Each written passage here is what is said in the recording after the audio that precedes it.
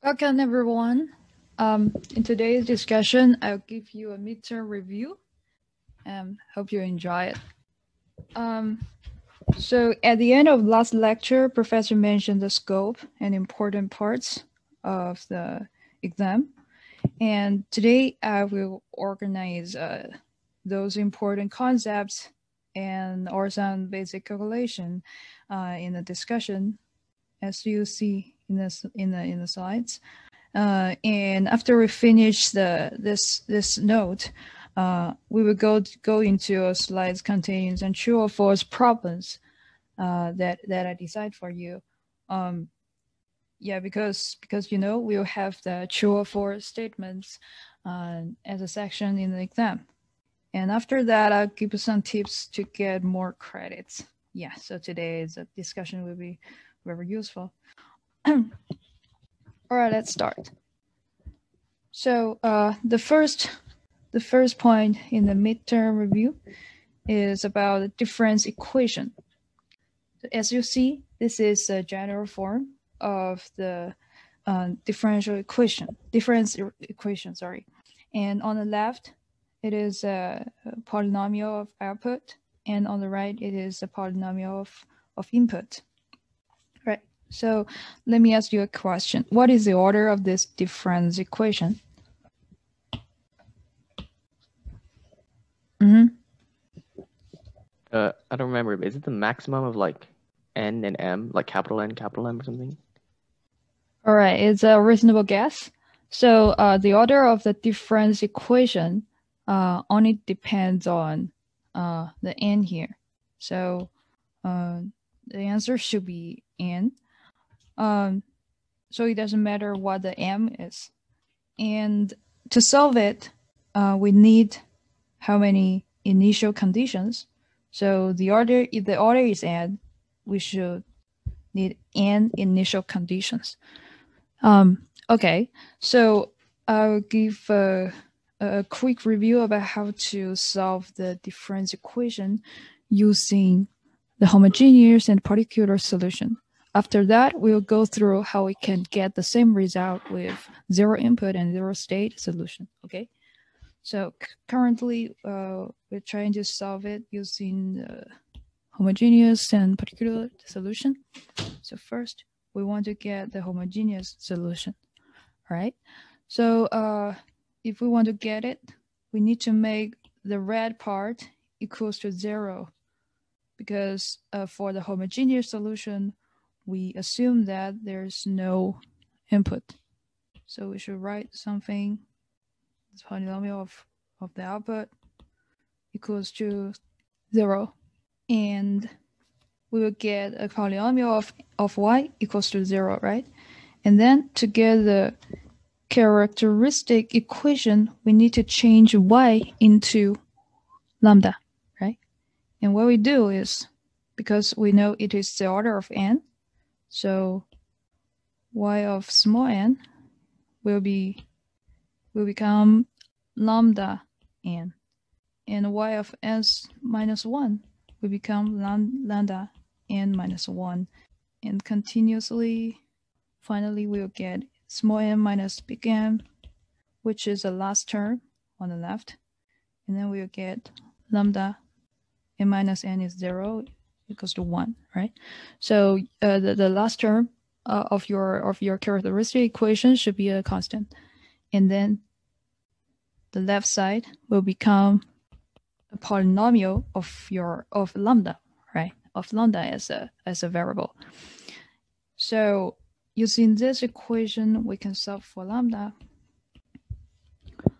right? And lambda can equals to many value, lambda 1, lambda 2, lambda 3, blah, blah, blah, blah. And if all the lambdas don't repeat each other, which means they all have different values, this is a better situation. If there's no repeated solution, no repeated lambda, I mean.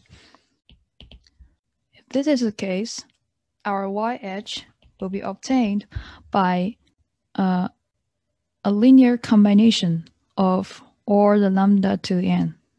What does it mean is ck which is a coefficient, a constant, and then lambda k to the n. All right, for Rn. Okay, and the ck here can be any value, because if you substitute it back, any ck will satisfy a lambda equals to 0. So we have to determine the value of ck using other conditions like the initials. Okay, so let's keep. Would this be all n greater than or equal to capital N for this homogeneous solution, or no?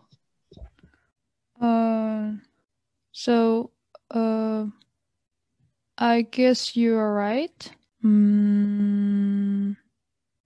Yes, it should be greater than 0. Well, I think.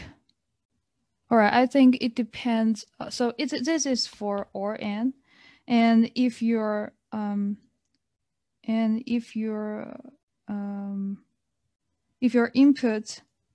input x of n equals to something times un, and this should be reflected in the particular solution. So currently, let's keep the ck lambda k to the n for Rn, and then we'll combine it using our initial conditions to get the final result. Because y is equal to 0 if we say the system is relaxed and no initials. Okay, and in this case, we may have different kinds of initials, and yn might not be 0 when n smaller than 0. Okay, so what if we have repeated lambda?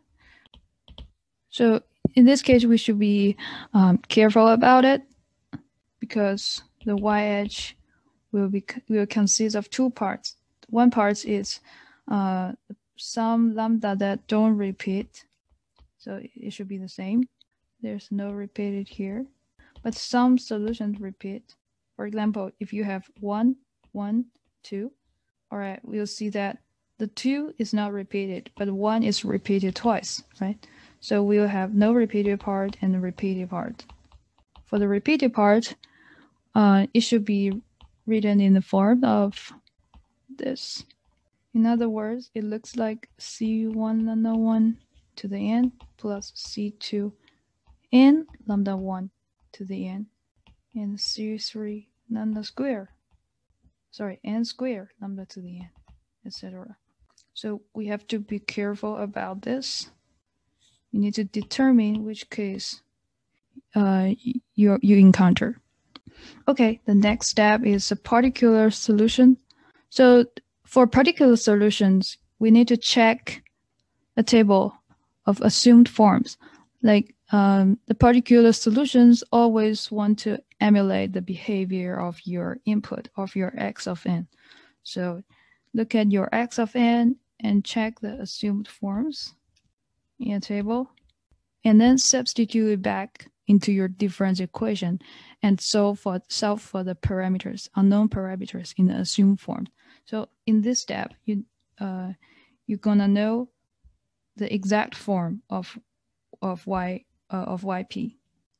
So unlike yh remains has some unknown parameters here, but for yp, we already know the parameters here after we substitute it back. Okay.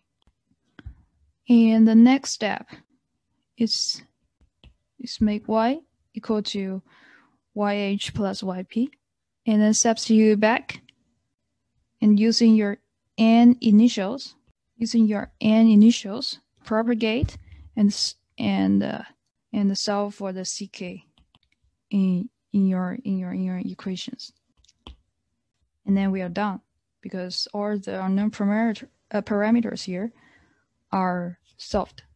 Okay, and then let's continue to see how to do it with zero input and zero state. So the step 1, step 2, step 3 are similar. So that is to say, to solve it using this these two terms, we still need to list a lambda equals to 0 and get your lambda value. And we still need to take the assumed form for yp and get your yp. But what is the difference? So the difference is we make y0 input equals to yh, because it is 0 input, right? It still satisfies the a lambda equals to 0 because the input is 0. But the difference here is we will get different ck. So for our convenience, let's name it ci lambda k to the n. And as you remember, in the previous steps, we solve ck using all the initials with y equals to yh plus yp, right? The difference here is now we let y only equals to yh and solve for ci using the initials. That is to say, the zero input solution is obtained by calculating the homogeneous solution given only the initial conditions. All right. And for the zero state, what should we do now? So for zero state, we will let the zero state solution equals to yh plus yp. But here our yh is not the same as the original yh. Now we name it CS lambda kn plus your yp. Your yp is already known. So in this time, we will let all the solution equals to 0 because it is zero state, right? Zero state. So you make the system relax. You will make all the previous initial conditions equal to 0. So given this new condition and given this new expression of y, we substitute it back and then solve for CS. All right. So now we'll get a CI, something for the y0 input, and then we'll get CS, something plus YP equals to zero state solution. And next step is to add them together, and we will get the same result. So solving with zero input plus zero state is a little bit harder, but it will have some physical meanings for your system. For example, your zero state means your system is relaxed, and you can and zero input means you don't consider the input, and then so you can adapt the system's input without changing the zero input solution. So that is their physical meaning. I have a question for the homogeneous particular step 4. Mm-hmm. When you have those y-1, y-2, all the way to y-n, what can you explain again what you do in that step? You mean the previous page or this page? The previous page, number 4 on the previous page. Sure. Step 4. Yeah. So you know, for the difference equation, it consists of you express your yn in terms of your previous result, right? For example, y of 0 equals to minus a1 y minus 1 minus a2 y minus 2 until something y minus n, right? So in this way, you can use initials to propagate and get your y of 0. I see. Right? Yeah. So yeah, and then yeah, and then you can substitute your solutions back and get your result. Got it. Thank you. Nice. Okay, let's continue because time is limited. So the second part is the direct form. So we need to master direct form for our exam. And of course, we need to learn it. And how we draw a direct form of your transfer function. So the step is first you get your difference equation, as we discussed before. And then using the Z transform, the basic Z transform, we can get YZXZ, therefore H of Z, right? And then we will write the H of Z in terms of the ratio between two polynomials, right? And then it is straightforward to draw the diagram like that. This is directly B0, Z to 0. So Z to 0 is 1. And we have B0 here. And then give a delay to it. Oh my God. Give a delay, B1, B2, until Bn, right? And notice that we have a 1 here. So it should be 1 on this branch. We don't need to do anything about it. And for the second, it should be minus A1 and minus A2 and minus AN. Anyone know why there's a minus?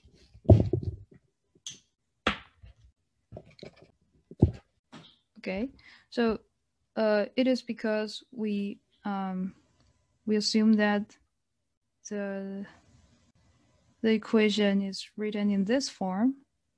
Okay, so when we want to move it to the other side, like y of n equals to minus yn minus 1, something like this, you'll see the minus here. So this is how the negative signs come from.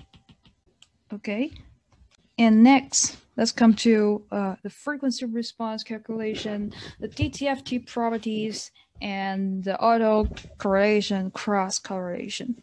All right, we'll break it down in blocks so it won't be too overwhelming. And first, about the frequency response. So if the question asks you to calculate frequency response, it is basically asking you to do a DTFT of your xn and then get the x of omega in the frequency domain, and then to take the magnitude of it and take the phase of it. So this is basically all about the frequency response. But a tricky thing is how to compute the phase and how to compute the magnitude, right? Because sometimes our spectrum, our x of w, x of omega, may not look so friendly, right? Maybe it is in the form of something plus something, and you don't know how to get the phase. And this is pretty normal, right, in your homework. So we would like to using some formula like the double angle of cosine and sine equations, and then we want to organize it into the form of a function of omega multiplied by an exponential part. So this is what we want. So whenever you get x of omega, so for the frequency response, if you want to calculate the frequency response, you should always try to reorganize it in the form of something times e to the j g omega. So here the f omega and g omega are both the functions of omega. Okay, they can be anything.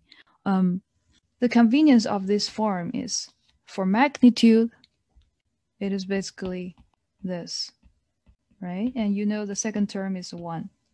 So finally you'll get the absolute value of your f of omega. And for the phase, it also brings some convenience. So the phase will consist of the phase of your f omega plus g omega directly, because e to the j delta means the phase is delta, right? And And the things we need to be careful is that the f of omega, sometimes it is just a constant, and sometimes it will produce a bump when it change the size. So if f omega changes the size, we will add a pi to our phase. And it is illustrated in this diagram. So as you observe, the original waveform should be from positive to negative to positive to negative, right? But now we take a magnitude, take an absolute value here. So it will change size at this zero crossing point, and change size at this point, and change size in this point. Correspondingly, in the phase diagram, it will have a pi jump at this point, jump here, right? So whenever it changes the size, it will jump by pi. So this is what we should be careful about. And if you don't have questions about it, I'll move on to the DTFT properties. Sorry, so what exactly does it mean if like f of omega changes sign, you add pi? Like, how would that be expressed like mathematically? Like, Okay. the phase of f of omega may not be zero? May not be zero. Well, I'm just wondering if f of omega is in front of the e to the j part. If f of omega doesn't have like, if it's a constant, its phase is zero, right? Is that correct? Yes. So if a constant, we'll say that this part is zero. But sometimes it is not constant. For example, if f omega is cosine omega, right? If this is a case, so it will change size when it becomes negative. Like so we can go back to this case. So this is a sink, but you see that it will change side here, right? So we look at the f omega itself instead of its absolute value. So for the f omega itself, it changes side here, right, from positive to negative. So it will generate a pi, and the mathematical reason behind it is -1 is equals to e to the j pi. Okay, I think I get it. Thank you. You're welcome. Great. So let's go to DTFT properties part. Nice. So let me check your understanding. So when x of n is a real valued sequence, what conclusion can we get in the frequency domain? So magnitude is even and phase is odd. Great, exactly. So yeah, so the magnitude is even and phase is odd. We can write it in this form. So it is the conjugate of minus omega, right? Nice. So it is equivalent to what you said just now. And next, when the x of n is real value as well as even, what can we know about the x of omega? This is a bit hard. And the answer is the x of omega should also be real valued and even. Okay, it can help you check your answers. And the way to derive it is also simple. You just need to split the x of omega into its real part and imaginary part, and using the properties of x of n, you will get your imaginary part equals to 0, and you also get that your x omega is even. So I guess it is included in our lecture notes. Let's continue. So what about the time shifting property? X of n minus k. Is that multiplied by a complex exponential? Yes. So be careful that there is negative side here, but if we shift in the frequency domain, it is a positive side here. So be careful about this difference. And since we know that cosine omega n is half of 2 exponential parts, right? So applying this conclusion in our modulation, we'll get, and this conclusion is very important. It will save you sometimes in your calculation. All right, and this is simple, but be careful if we do the opposite, the multiplication in the in the time domain, we will have 1/2 pi in the convolution in the frequency domain. And another point is that when we are integrating using the omega or theta, you said here, you say theta, we will have extra 1/2 pi here. But if we are integrating using the v and the f, we won't have the 1/2 pi. All right, and this also gives us the convention that 2 pi sigma omega equals to sigma f.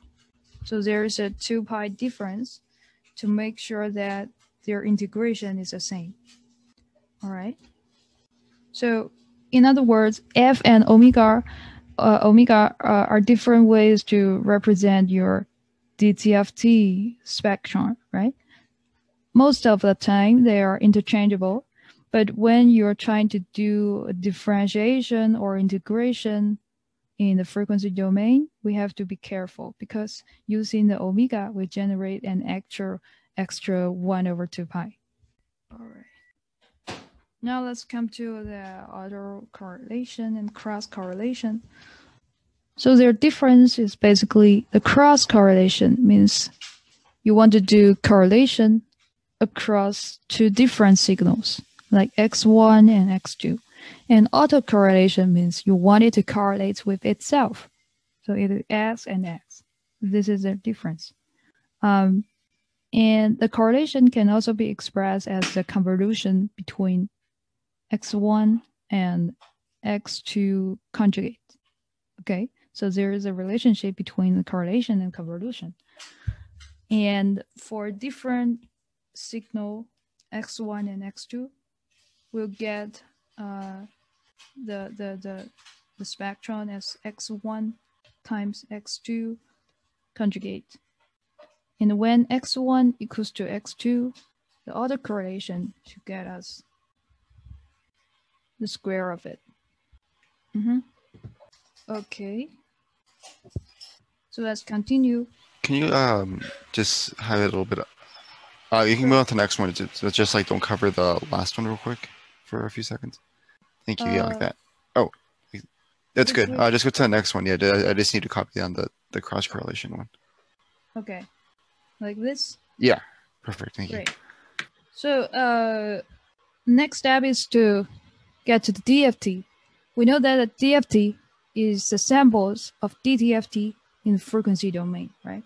If we write them in the equation, we'll see that x of k is defined by x of omega, taken omega equals to this sampling. Okay, and if we expand the equation, we'll see that the 2 pi k over n is basically the omega, right? So they remain consistent. And the important side note here is we have to know how to calculate the sum of exponential parts. Okay, and it will help you a lot when you want to derive something or when you want to just get your result. Okay, so how do you understand the sum of it? Obviously, when L equals to 0 or multiple n, let's first talk about 0. When L equals to 0, every term in the sum is 1, right? Because they're all 1, so it is not a geometric sum. So it's just a multiple 1 adding together. So we will get n as a result, since we have n terms in the sum. And when the L equals to n, or 2n or 3n, multiple n. In this case, it is a geometric sum, but when we write it in this form, we'll notice that the denominator and the numerator will goes to 0 together, right? In this case, we need to take a derivative of both sides. I mean both the denominator and the numerator. Take derivative of them and get your convergence result, and it will still give you an n.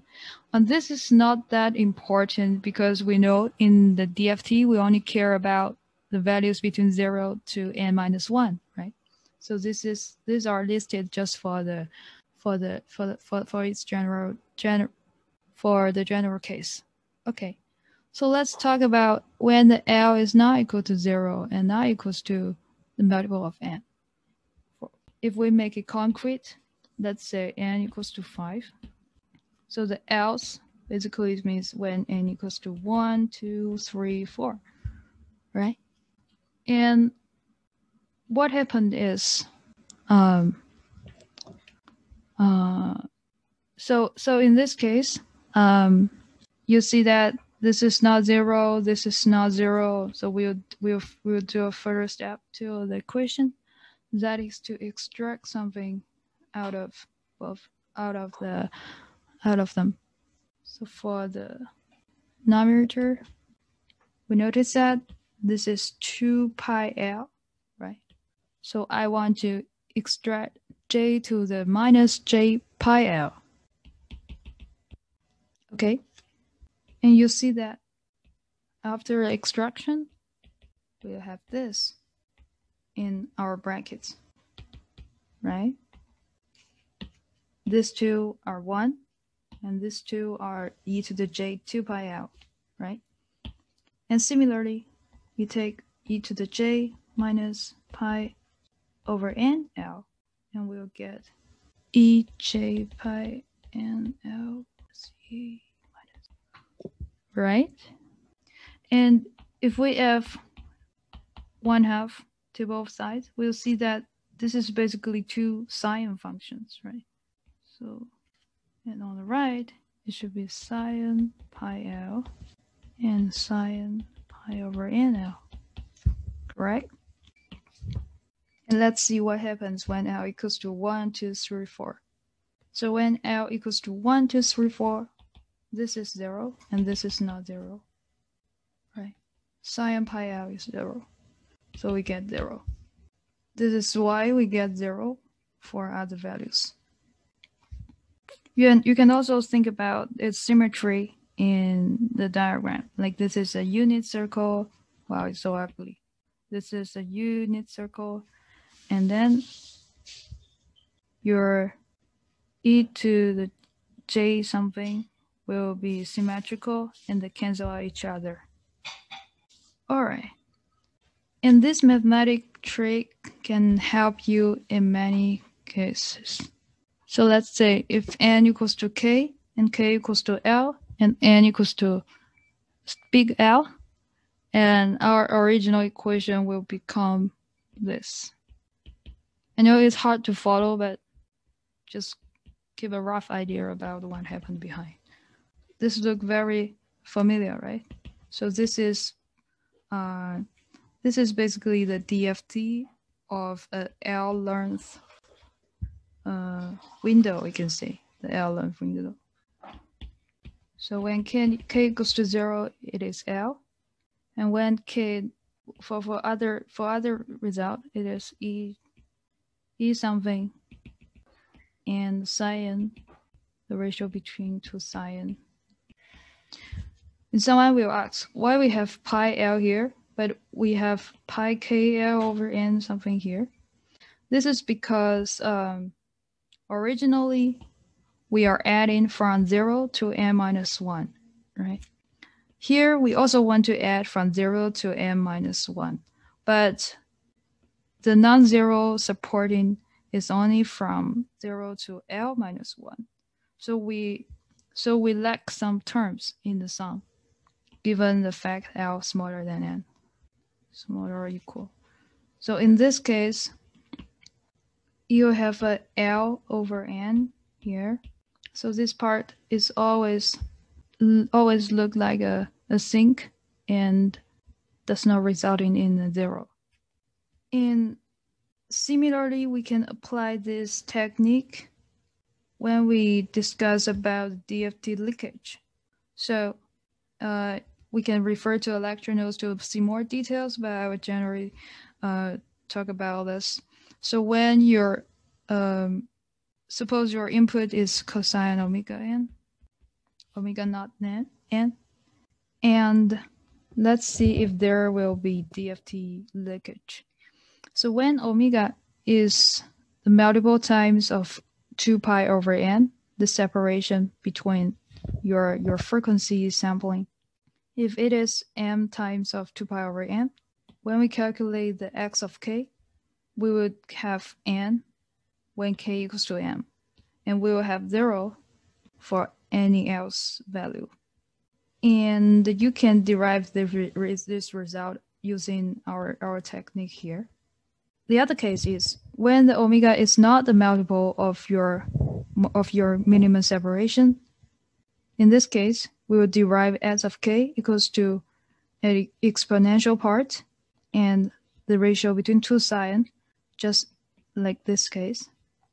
And in this case, you'll see that the xk will expand across all the k values, and you won't observe any zero. That is to say, back in the time domain, the n cannot cover exactly one period.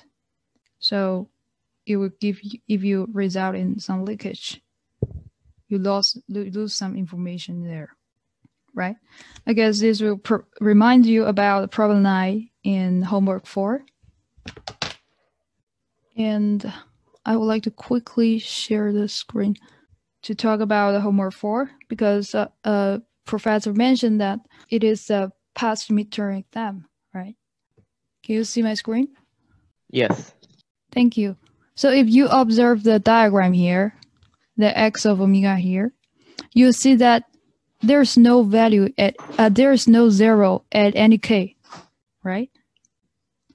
So that is to say, the omega naught is not a multiple times of or 2 pi over n. So given all of these frequencies, you can calculate their f naught or omega naught, given some correct conversion, and then you can remove those who are multiple times of your 2 pi over n, right? So for this kind of problems, we have 3 steps. The first step is to look at the peak, the number of peak, and it will help you eliminate some of the x of t. And the second step is to observe the magnitude. So you see that some are 10, some are 1,000, and you look back, you can turn the 60 dB back into about 1,000 in 10 based, and then you can eliminate further. And the third step is to look at the phase or frequency, right? And you look at the frequency and you observe if there is any zero in your DFT or FFT, and then you can further eliminate those. Okay. I have a quick question about the magnitude. Sure, say it. So when you go from like a continuous time for a transform to discrete time, wouldn't you have like a scaling by fs? Because I seem to recall like if you have the yes, so, yes, there is. Right. So then why would that be like 1,000? Or sorry, if the original signal had an amplitude of 1,000 and you scale it by the frequency, I see your question. Like 1,000,000. Yeah. So if you read the problem now, you'll see that the omega n. So there's a window called omega, it's called Wn, and the Wn, the magnitude is 1/64, And then we do a 64-point FFT. So they cancel out each other and we get the same scale. I see. Thank you. Great. It's good that you think about this effect. Great. Okay. And next, let's come to the processing gain. So processing gain basically means that your signal noise ratio will increase if you make the n bigger. So if we double the n. So originally I was doing n point DFT, and now I'm doing 2 n point DFT. If we double the n, the signal noise ratio will increase by about 3 dB. And how do we get that result? So you'll see the equation in your notes as this one. And the reason behind it is, so you know that SNR is basically 10 log the signal power, right? Let's say signal power and over the noise power. And let's suppose the noise power originally is Pn. And by doing the n point DFT, it will be multiplied by n. So it will become nPn. And for the signal power itself, the signal power will be n squared because the magnitude is n scale and the power should be n squared, right? So if we take the things inside the brackets, it should be n2 squared minus m2 pn equals to n1 squared over n1 pn times m2 over n1, right? So these two equations are basically the same. And you'll see that on the right, they cancel out, so they are equal. All right. So I guess the discussion today will be a little bit longer, but we are approaching the end of the note. And next to the DFT properties. So the only difference between this and the DTFT is now we have a repeating sequence, right? So you will always see, oh, okay, n mod n big N. Okay. So I won't spend much time on it. All right. And another important concept is about the difference between circular convolution and the linear convolution.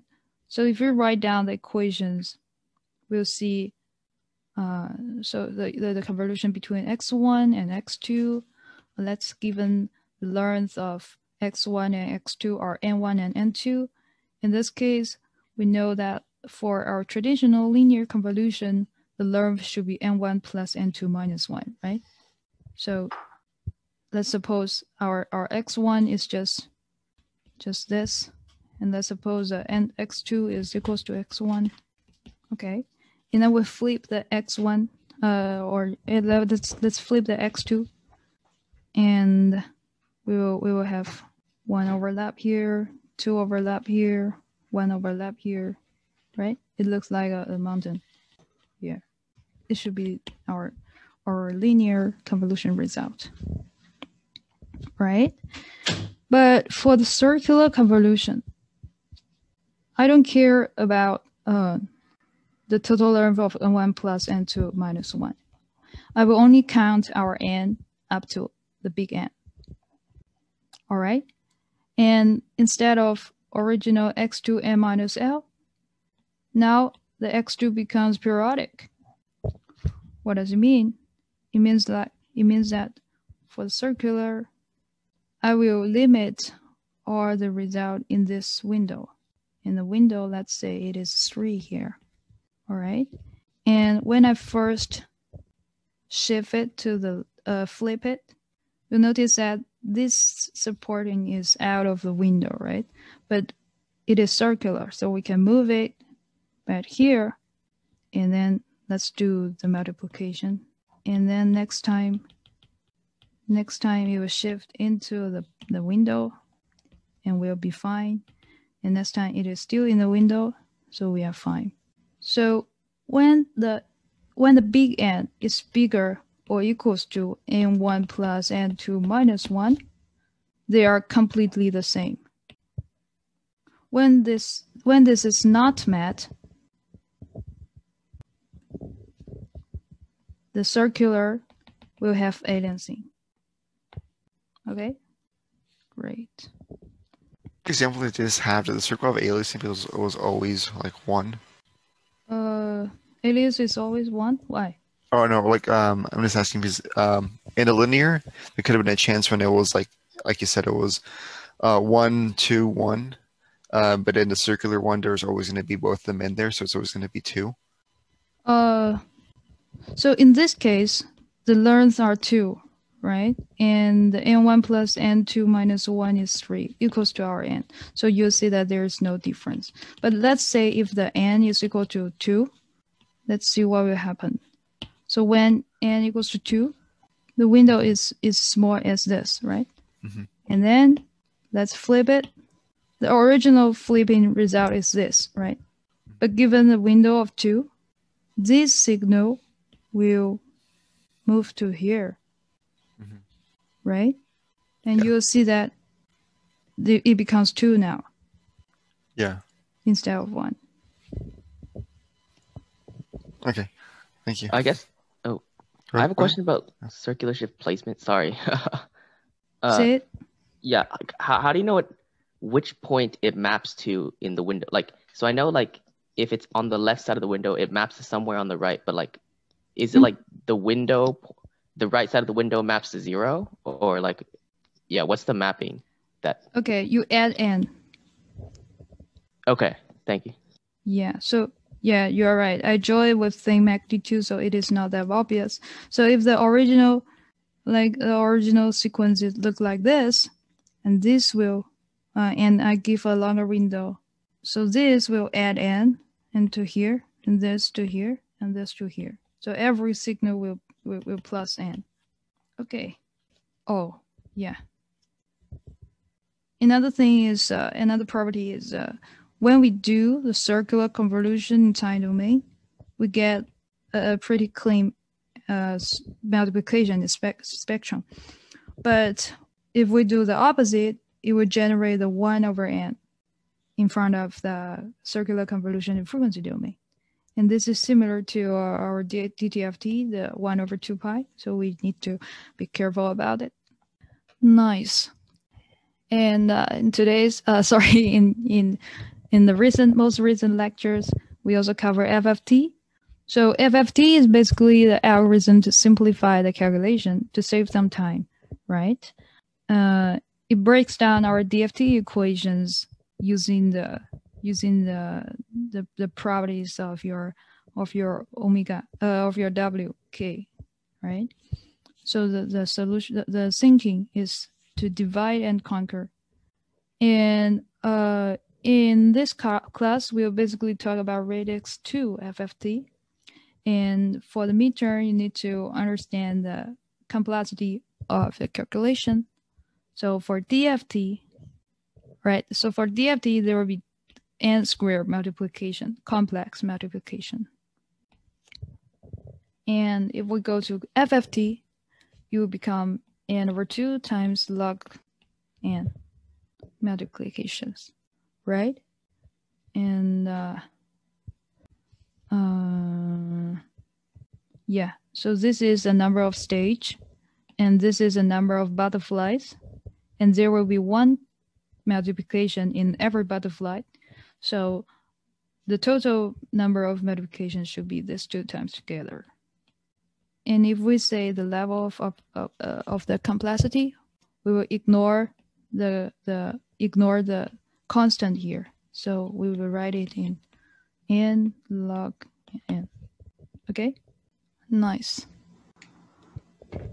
So